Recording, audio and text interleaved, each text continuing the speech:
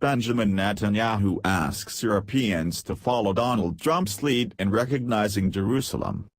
Israeli Prime Minister Benjamin Netanyahu today urged the European Union to follow U.S. President Donald Trump's lead and recognize Jerusalem as Israel's capital, but EU ministers shook their heads at President Trump's move.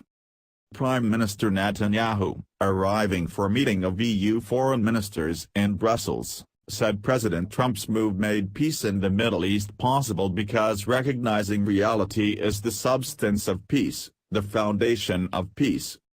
But even Israel's closest European allies such as the Czech Republic warned President Trump's decision was bad for peace efforts, while France insisted Jerusalem's status could only be agreed in a final deal between Israelis and Palestinians. Asked by reporters about President Trump's decision to switch the U.S. embassy to Jerusalem, Czech Foreign Minister Lubomir Zaoralek said, "I'm afraid it can't help us." Prime Minister Netanyahu, who has been angered by the EU's search for closer business ties with Iran, said Trump's move, condemned by the Palestinians and by Europe, should be emulated by them. It's time that the Palestinians recognize the Jewish state and also recognize the fact that it has a capital. It's called Jerusalem, he said, after flying into Brussels from Paris after a meeting yesterday with France's President Emmanuel Macron. "I believe that, even though we don't have an agreement yet, this is what will happen in the future. I believe that all, or most, of the European countries will move their embassies to Jerusalem, recognize Jerusalem as Israel's capital and engage robustly with us for security, prosperity and peace." Last week, the Czech Foreign Ministry said it would begin considering moving the Czech embassy from Tel Aviv to Jerusalem, which many in Israel saw as an endorsement of Trump's move.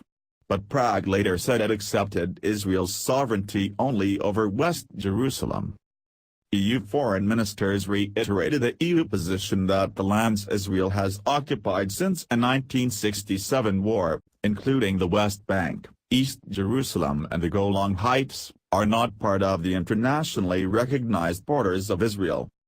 "I'm convinced that it is impossible to ease tension with a unilateral solution," Mr. Zaoralek said as he and his counterparts arrived for breakfast with Prime Minister Netanyahu. "We are talking about an Israeli state, but at the same time we have to speak about a Palestinian state." France's Foreign Minister Jean-Yves Le Drian urged Washington to come forward with peace plans that are being drawn up by Jason Greenblatt, President Trump's Middle East envoy, and President Trump's son-in-law and senior advisor, Jared Kushner. "We've been waiting already for several months for the American initiative, and if one is not forthcoming that the European Union will have to take the initiative," Le Drian said. The EU believes it has a duty to make its voice heard as the Palestinians' biggest aid donor and Israel's biggest trade partner, even if EU governments have varying degrees of sympathy towards Israel and the Palestinians. Some in Israel see the European Union as being too pro-Palestinian because it insists products made in Israeli settlements must be clearly labeled in Europe. EU Foreign Policy Chief Federica Mogherini, welcoming Prime Minister Netanyahu on the first visit to the EU by an Israeli premier in 22 years, that the bloc would continue to recognize the international consensus on Jerusalem. She repeated the Union's commitment to a two-state solution and that it was in Israel's interest to find a sustainable solution to its conflict with the Palestinians. The EU, she said, would step up its peace efforts and would hold talks with Palestinian President Mahmoud Abbas next month. She also condemned attacks on Israel and on Jews elsewhere in the world, including in Europe.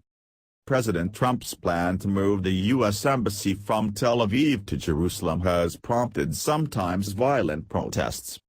A demonstration condemning Prime Minister Netanyahu's visit was planned for later in the morning in Brussels.